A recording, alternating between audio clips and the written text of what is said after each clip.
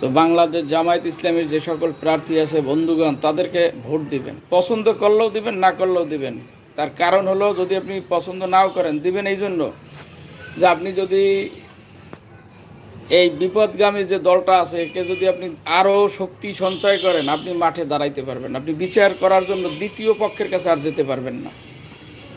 কারণ বিএনপির কোনো নেতা আপনাকে আক্রমণ করলো, যদি জামাতকে যদি একবার ক্ষমতায় না আনেন, তাহলে তো আপনার দ্বিতীয় কোনো শক্তি নেই। যেহেতু বাংলাদেশে এখন আর আওয়ামী লীগ নাই, তাহলে একক নির্বাচন হওয়ার আগেই একক ক্ষমতার মালিক তারা হয়ে গেছে।